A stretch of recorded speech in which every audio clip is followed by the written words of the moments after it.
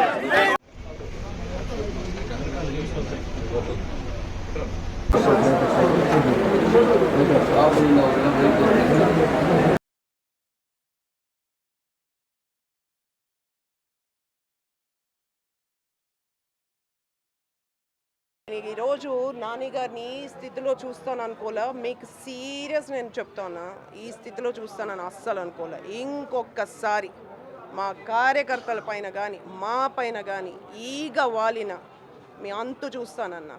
నిజం చెప్తా ఉన్నా. మీరు ఓడిపోతే ఓడిపోండి, ఇంట్లో కూర్చోండి.